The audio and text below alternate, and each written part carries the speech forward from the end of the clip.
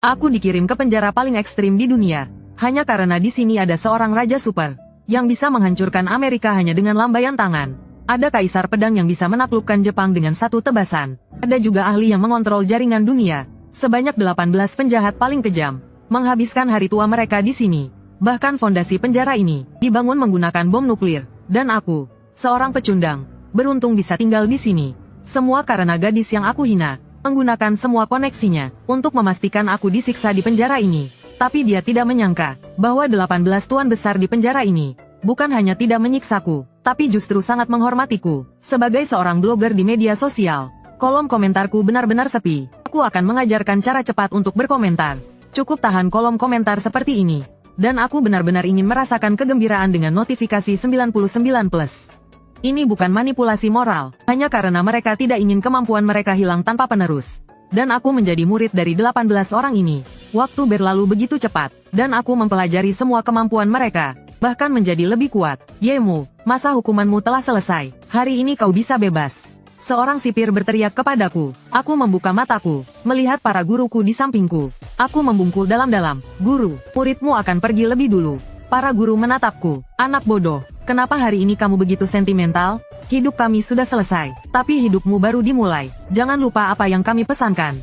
Para guru, aku pasti akan menepati janji kalian. Sehari menjadi guru, selamanya seperti ayah. Anak ini akan pergi sekarang.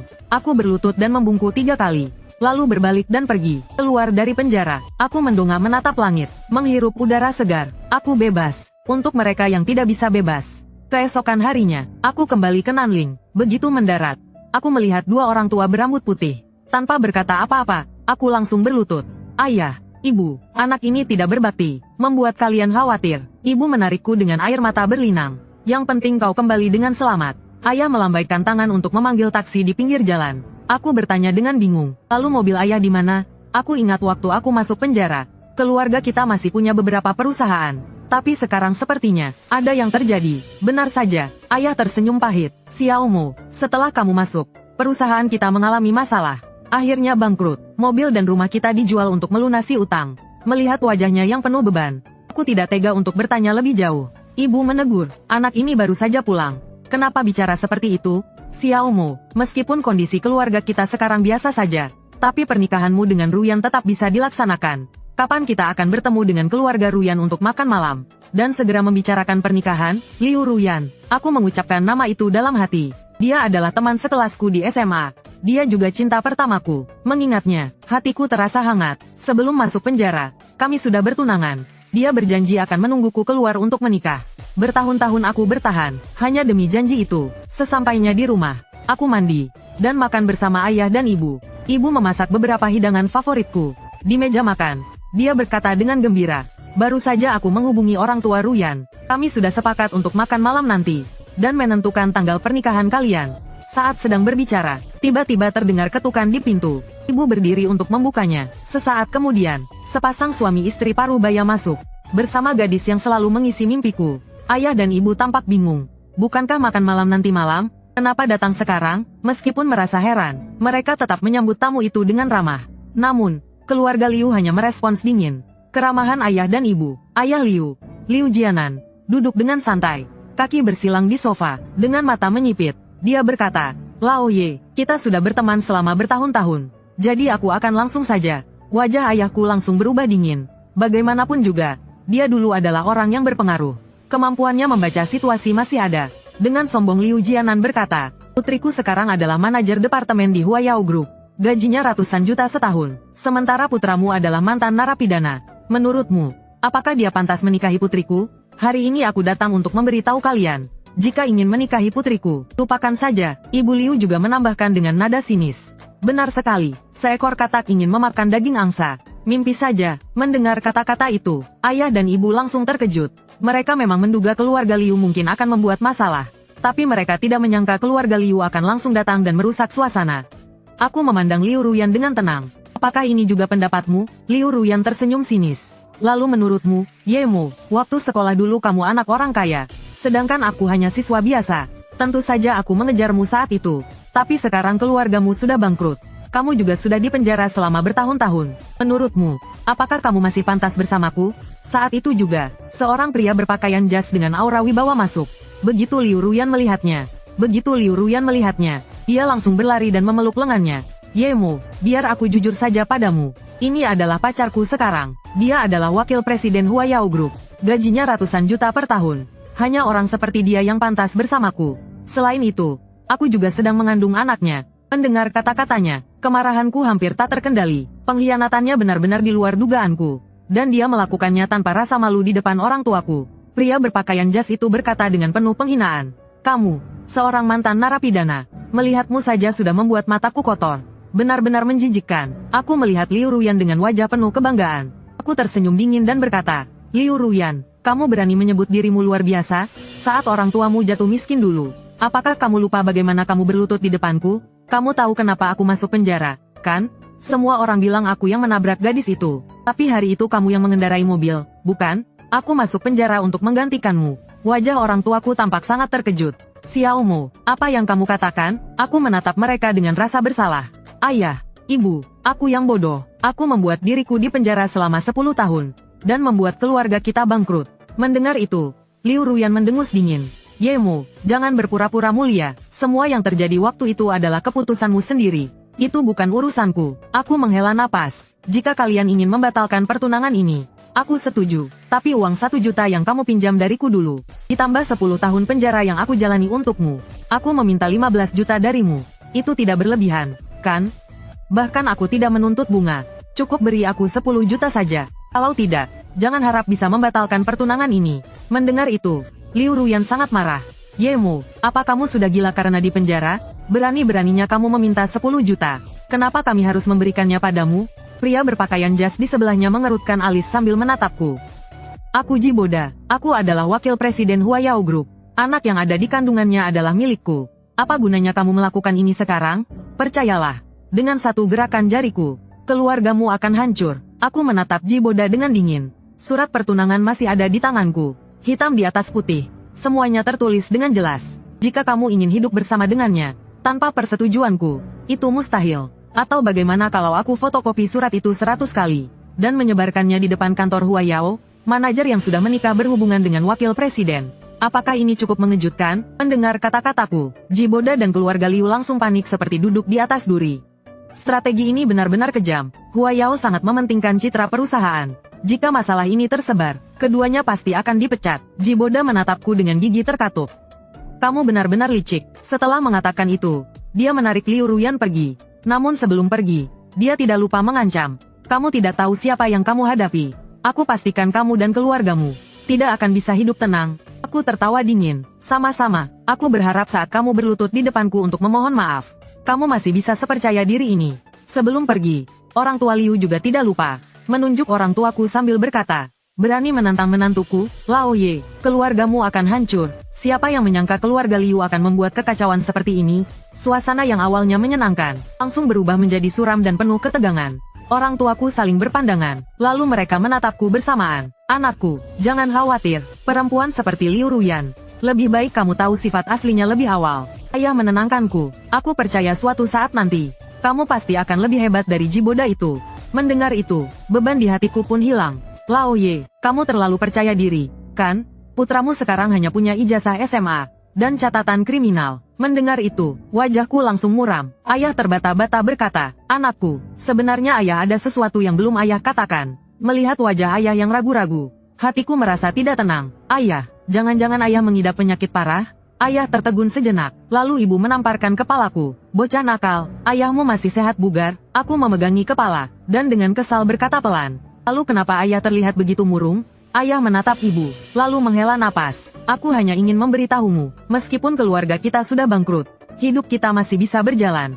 Aku menghela napas lega, kau membuatku ketakutan. Kupikir langit akan runtuh. Tapi hari ini Liu Ruyan datang bersama keluarganya untuk membatalkan pertunangan.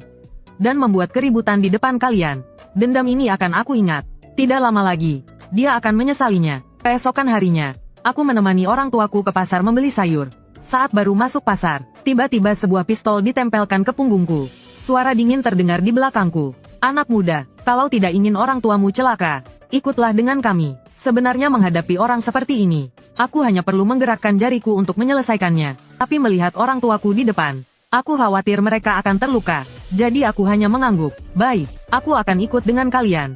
Bagus kalau tahu diri. Sekarang pergi ke pintu pasar, kata pria itu dengan suara dingin. Beberapa menit kemudian, aku diseret ke dalam sebuah mobil. Anak muda, jangan macam-macam. Kalau tidak, pria yang memegang pistol itu menempelkan senjatanya ke kepalaku lagi. Aku memejamkan mata, berusaha memahami siapa yang ada di balik ini. Mobil melaju sekitar setengah jam, kemudian berhenti di depan sebuah klub.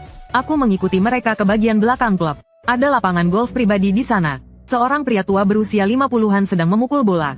Ketika dia melihatku datang, dia memberikan tongkat golfnya kepada seorang wanita yang mengenakan pakaian tempur ketat. Kemudian dia berjalan mendekat sambil mengelap keringat. Tidak kusangka, 10 tahun berlalu, kamu si kecil masih hidup. Aku sama sekali tidak mengenalnya. Kupikir dia adalah orang suruhan Jiboda. Aku menatapnya dengan bingung. Kamu siapa? Aku tidak mengenalmu. Pria tua itu tersenyum dingin. Kalau begitu biar ku jelaskan. Namaku Qin Hulang. Mendengar nama itu, wajahku langsung berubah. Qin Hulang ini adalah ayah dari gadis yang kakinya patah karena ditabrak Liu Ruyan. Saat aku di penjara Nanning dulu, aku sering diintimidasi oleh tahanan lain. Hampir kehilangan nyawa. Orang yang mengatur semua itu adalah pria tua di depanku ini. Kelihatannya kamu sudah ingat siapa aku, kan? Qin Hulang tersenyum dingin sambil berkata, mengingat bahwa aku tidak bersalah namun menjadi kambing hitam untuk perempuan itu. Aku hanya bisa menghela napas pelan. Tuan Qin, selamat siang. Bagaimana keadaan Liao sekarang? Qin Liao adalah gadis yang kehilangan kedua kakinya. Dia juga teman baikku. Saat itu Liu Ruyan mengambil mobilnya diam-diam, entah sengaja atau tidak, dan menabrak Liao di halaman sekolah. Akibatnya, kakinya cacat seumur hidup. Mengingat gadis sebaik itu menjadi cacat karena aku merasa sangat bersalah. Liao, kamu masih berani menyebut namanya? Apakah kamu tidak tahu bagaimana keadaannya? Qin Hulang berteriak dengan marah. Selama 10 tahun ini, Liao beberapa kali mencoba bunuh diri. Kalau bukan karena aku mengatur orang untuk melindunginya, dia mungkin sudah meninggal berkali-kali. Mengatakan itu, mata Qin Hulang memerah. Aku menundukkan kepala dan membungkuk dalam-dalam. Tuan Qin, saya benar-benar minta maaf. Qin Hulang mengangkat tangannya untuk menghentikanku. Kamu pikir aku di sini untuk mendengar permintaan maafmu? Bisakah permintaan maafmu membuat putriku berjalan lagi? Qin Hulang menatapku dengan tajam. Hari ini aku memanggilmu untuk membuatmu membayar atas apa yang kamu lakukan. 10 tahun yang lalu, aku tidak takut memberitahumu bahwa akulah yang menghancurkan perusahaan ayahmu dan tunanganmu, Liu Ruyan. Aku sengaja merekrutnya, lalu aku menyuruh Jiboda untuk mendekatinya dan membuatnya hamil. Qin Hulang berhenti sejenak, ingin melihat wajahku yang penuh penderitaan. Tapi yang mengecewakan baginya, wajahku tetap tenang tanpa emosi. Aku hanya menunduk dan mendengarkan dengan diam. Beberapa saat kemudian, aku menghela napas dan berkata, terima kasih, Tuan Qin. Qin Hulang berpikir ada yang salah dengan pendengarannya. Dia mengerutkan kening dan bertanya, kamu berterima kasih padaku? Apa kamu menjadi bodoh selama di penjara? Aku mengangkat kepalaku dan berkata dengan tenang, aku tahu kamu sangat membenciku. Tapi kamu hanya menghancurkan perusahaan ayahku. Tapi kau tidak melukai nyawa orang tuaku. Selain itu, kau membuatku melihat sifat asli Liu Ruyan. Untuk itu, aku berterima kasih padamu. Melihat aku tetap tenang, Qin Hulang menjadi marah. Tidak peduli apa yang kau katakan hari ini, nyawamu harus tetap di sini. Ada, urus dia. Setelah mengatakan itu, dia menoleh ke arah seorang pria berpakaian hitam di belakangnya. Dua orang itu menjawab dengan hormat, kemudian mengeluarkan pistol dan bersiap menembak. Namun, tepat saat mereka menarik pelatuk, mereka merasakan sengatan di leher, dan mereka perlahan jatuh ke tanah, kehilangan kesadaran. Kejadian mendadak itu membuat Qin Hulang terpana. Dia berbalik menatap wanita di sebelahnya. Ouyang, apa yang terjadi? Wanita itu bernama Ouyang Qingcheng.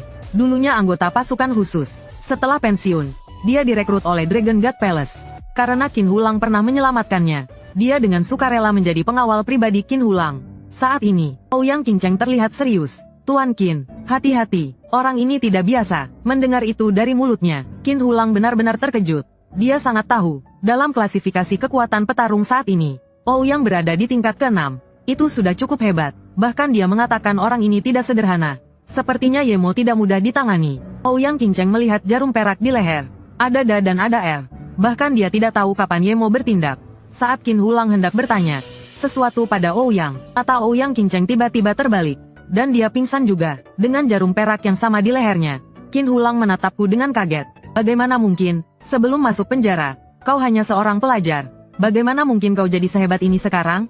Aku memandangnya dengan tenang. Tuan Qin, musuh sebaiknya didamaikan. bukan diperkeruh. Sebenarnya, Anda tidak perlu memusuhi saya. Qin Hulang berteriak marah. Kamulah yang menghancurkan hidup Lei Yao. Aku tahu bahkan jika aku membunuhmu, Lei Yao tidak akan bisa berjalan lagi. Tapi kau harus membayar untuk itu. Aku menatapnya dengan serius. Lalu bagaimana jika aku bisa membuat Lei Yao berjalan lagi? Wajah Qin Hulang berubah. Dia kemudian tertawa dingin. Hanya kau, bahkan rumah sakit terbaik di dunia pun tidak bisa melakukannya. Siapa kau pikir dirimu ini? Aku menjawab dengan tegas. Tuan Qin, hanya karena orang lain tidak bisa, bukan berarti aku tidak bisa. Masalah Lei Yao ada hubungannya dengan saya. Tolong beri saya satu kesempatan. Hanya satu, saya jamin bisa membuat Lei Yao berjalan lagi. Setelah aku selesai berbicara, Qin Hulang mulai ragu. Meskipun semua hasil diagnosis mengatakan bahwa Lei Yao tidak mungkin berjalan lagi, kepercayaan diri yang terpancar dari pemuda ini membuatnya ingin percaya. Tepat saat dia ragu, aku menatapnya dan berkata, jika aku gagal, aku akan mengakhiri hidupku di sini juga. Aku tidak akan menarik kata-kataku. Saat itu, Ouyang Qingcheng sadar kembali. Mendengar ucapanku, dia juga merasa tak percaya. Dia sangat tahu, membuat seseorang yang lebih kuat dari dirinya bekerja sama hanya bisa terjadi jika dia mau. Kalau tidak, perlu kekuatan negara untuk melakukannya. Dia menoleh ke Qin Hulang dan berkata, dengan kemampuannya, dia tidak perlu berbohong. Beri dia satu kesempatan. Setidaknya berikan harapan kecil untuk Nona Lei. Qin Hulang terkejut melihat Ouyang. Sejak menjadi pengawalnya, dia jarang berbicara. Tapi setiap kali berbicara, selalu mengenai inti masalah. Dia tidak menyangka Ouyang akan membelaku.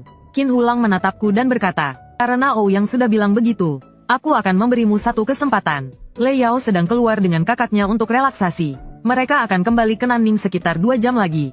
Hasilnya ada di tanganmu. Ini adalah jalan yang kau pilih sendiri. Tuan Qin, jangan khawatir. Aku, Yemo, selalu menepati janjiku.